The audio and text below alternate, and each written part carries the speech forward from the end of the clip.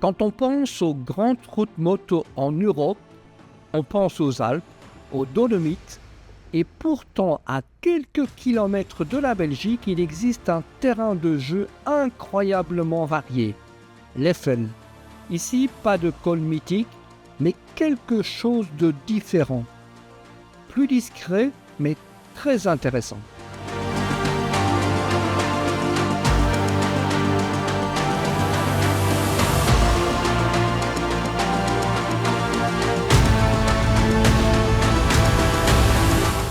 Bienvenue sur My Motorcycle Tour.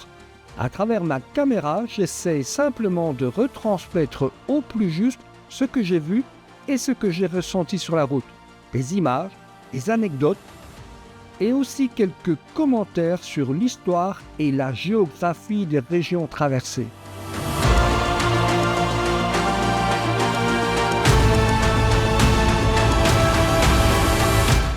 L'Eifel, c'est une région de moyenne montagne à l'ouest de l'Allemagne, coincée entre Aix-la-Chapelle, Trèves et le Rhin. Une frontière naturelle entre la Belgique, le Luxembourg et l'Allemagne profonde. Et dès qu'on y entre, le décor change.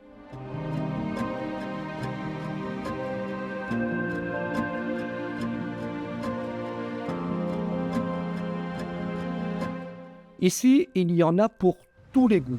Sur les plateaux, de longues courbes rapides, un revêtement parfait, une invitation à enrouler. Et dès qu'on plonge dans les forêts, tout se resserre. Virages plus courts, plus techniques, où le rythme se casse et se reconstruit en permanence. Attention, le revêtement n'est pas toujours d'une qualité optimale partout. La prudence est de mise.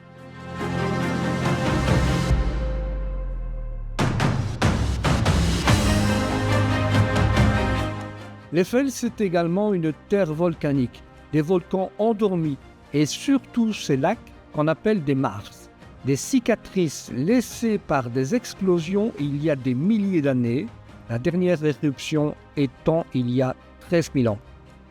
Et aujourd'hui, ces cicatrices sont devenues des paysages paisibles. Mais sous ces routes tranquilles, le sol a une mémoire bien plus agitée. C'est un volcanisme jeune, dormant, mais encore actif en profondeur.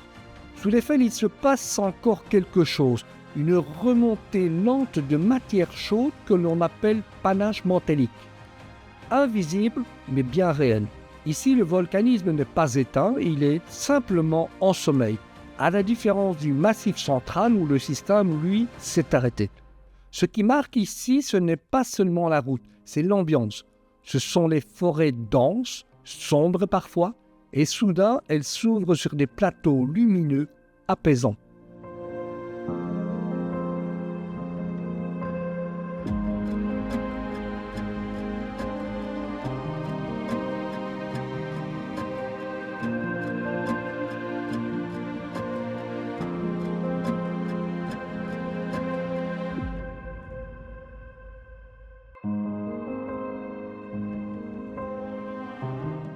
Mais derrière cette beauté, il y a une autre histoire.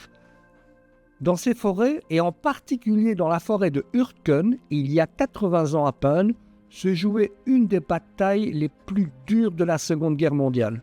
Entre septembre 1944 et février 1945, cette forêt a été le théâtre d'une des batailles les plus longues et les plus meurtrières de l'armée américaine en Europe. Après le débarquement de Normandie, les forces alliées avancent vers l'Allemagne. Avant d'atteindre la vallée du Rhin, elles doivent franchir la ligne défensive allemande appelée Siegfried-Line ou Westphal.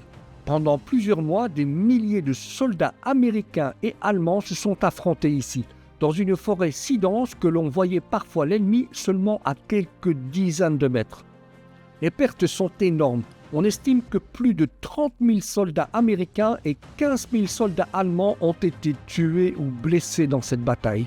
Aujourd'hui, quand on traverse cette forêt à moto, il est difficile d'imaginer ce qui s'est passé il y a à peine 80 ans. Mais pourquoi la bataille de la forêt de Hürtgen est-elle restée dans l'ombre ? Pour faire simple, il n'y a aucune victoire claire à raconter. Contrairement à la bataille des Ardennes, qui est une contre-offensive allemande stoppée, donc une victoire. La bataille de la forêt de Hürtgen est confuse et longue. Pas de moment décisif clair, pas de libération spectaculaire, pas de récit simple. Et ça dérange le récit national. On commémore plus facilement une victoire qu'une erreur. Parce qu'une victoire rassemble, alors qu'une erreur oblige à regarder en face des décisions difficiles et leurs conséquences. Et dans ce cas précis, il n'y a ni gloire à célébrer, ni récit simple à transmettre.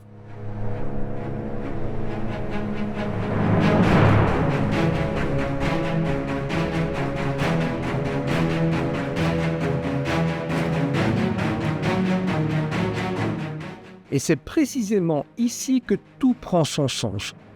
Je traverse le village de Simonskal, au cœur de cette forêt. Un endroit qui résume à lui seul ce que fut cette bataille.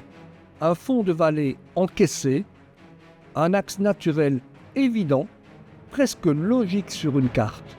Mais sur le terrain, un piège. Des unités américaines descendent dans la vallée lacale, atteignent Simonskal et se retrouvent bloquées, exposées sous un feu constant. Impossible d'avancer, difficile de reculer. Simonskal, c'est ça. Des gains territoriaux minimes, des pertes énormes, un terrain totalement défavorable à l'offensive. Une guerre d'usure absurde dans une forêt qui mange les armées.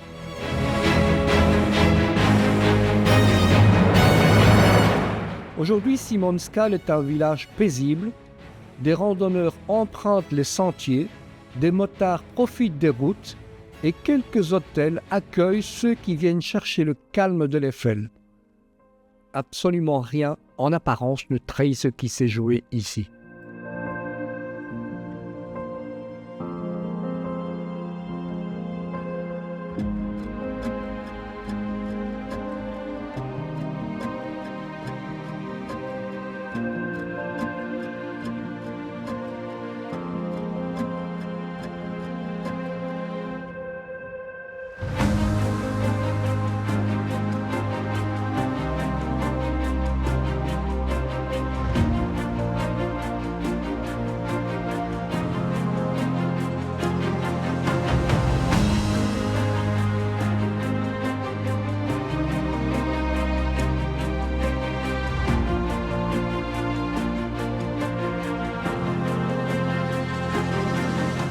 Je quitte la forêt de Hürtgen pour me diriger vers des vallées plus vinicoles.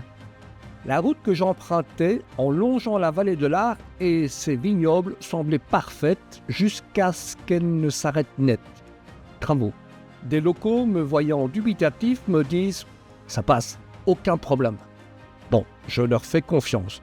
Sauf qu'ils n'avaient juste pas précisé le type de passage. Parce que passer, visiblement, ça incluait passer sous une grue en plein chantier. Je prends le temps, je fais attention, la moto est bien chargée et assez large avec les valises, mais ça passe. Et au final, ça m'évite un détour d'une bonne vingtaine de kilomètres.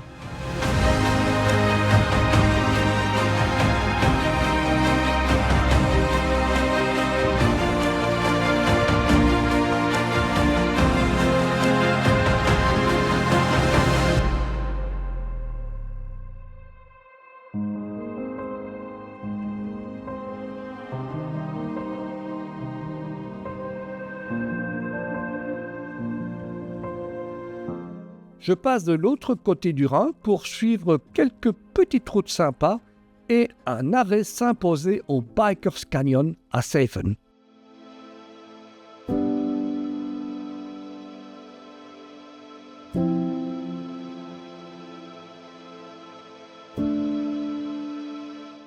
Puis une route très agréable, la Landesstraße L325. J'en profite pour vous situer les différents types de routes en Allemagne. A pour Autobahn, autoroute, B pour Bundesstraße, route nationale, L pour Landesstraße, route régionale, K pour Kreisstraße, route locale. Donc, la L325, c'est une route régionale gérée par le Land, l'État régional.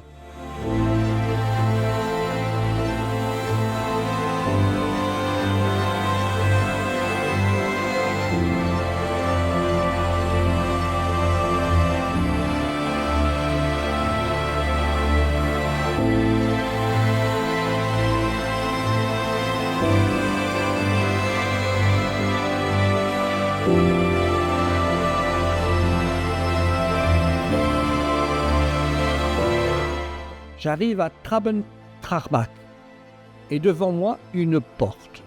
Mais pas une porte ordinaire, une porte qui semble garder la rivière elle-même. Je m'avance vers la Brückentor, massive, immobile dans le temps. Elle a été achevée en 1899 à l'entrée d'un pont de fer qui traversait la Moselle. Le pont détruit en 1945 dans le chaos de la guerre a été reconstruit. La porte, elle, est restée debout, presque sans être touchée, comme si tout pouvait disparaître, sauf ce qui marque le passage.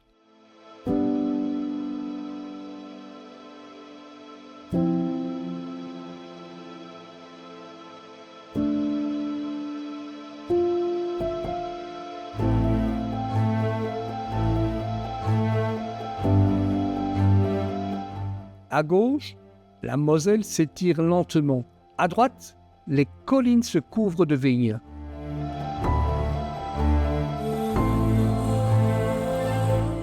L'Eiffel, ce n'est peut-être pas la destination la plus célèbre, mais c'est sans doute l'une des plus complètes, et surtout sans l'affolement de certaines destinations.